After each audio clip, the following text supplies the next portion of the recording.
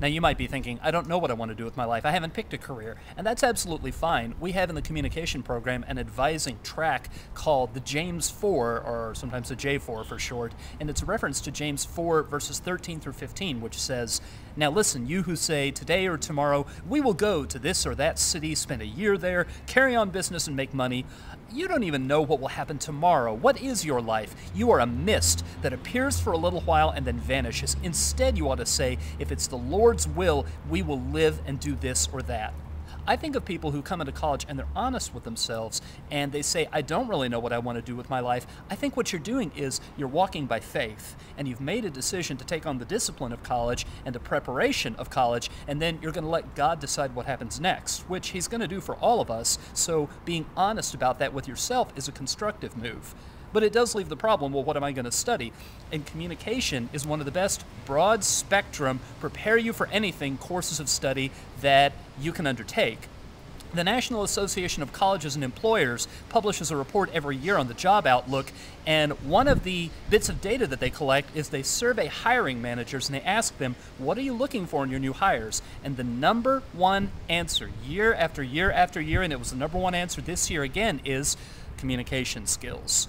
Interpersonal skills, the ability to give presentations, good listening skills, the ability to take in information that's not necessarily written down, the ability to carry out negotiations, the ability to handle conflict, the ability to communicate effectively in times of crisis.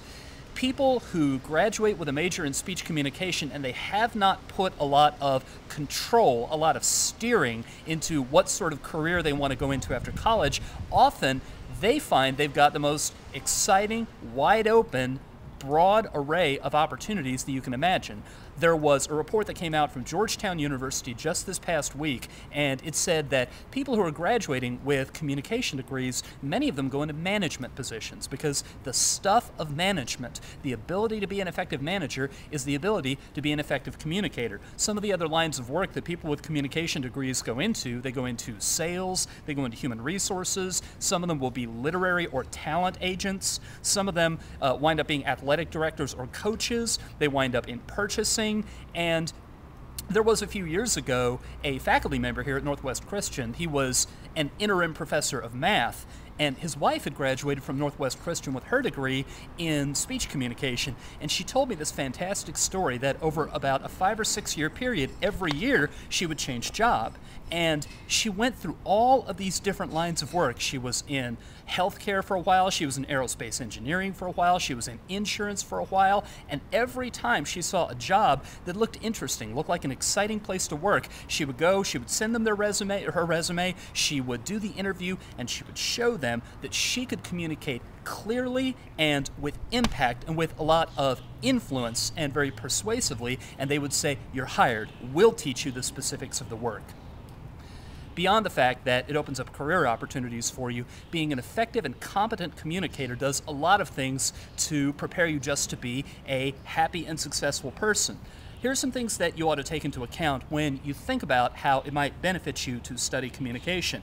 Communication competence, a lot of research has shown, it's really an important part of forming a complete self-concept, because it's in our communication with other people that we learn who we are. It's in our successful communication with other people that we develop self-confidence, that we develop assertiveness. It's also the way that we build relationships. And people who are high in communication competence, there's a good deal of research that shows that they make very good husbands and wives, that they have the opportunity to pass that communication competence along to their kids, that other people report that they are very attractive as possible romantic partners, but also just as possible friends, as people that they want to include in their social circle.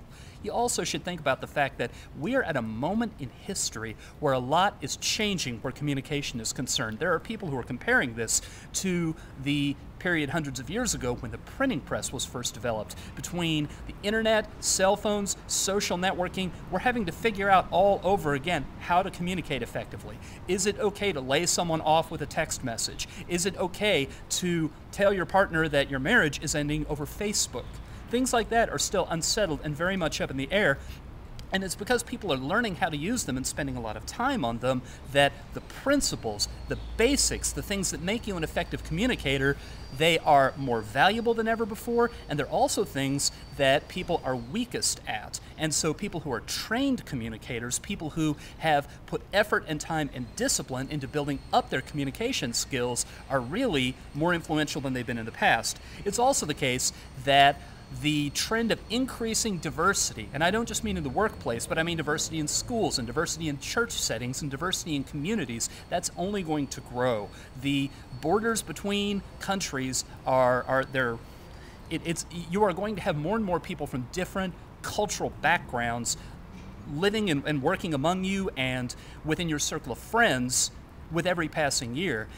And one of the things that you learn when you study communication is you learn intercultural communication, and you learn by learning how to observe nonverbals and by learning good listening behaviors, you learn how to navigate that successfully in a way that's beneficial for you and for them as well. So, if you are in a situation where you think, well, I wish I knew what I wanted to do for the rest of my life, but I really don't, that is not a disqualification to studying communication. That could actually be one of the strongest reasons to choose communication as a major.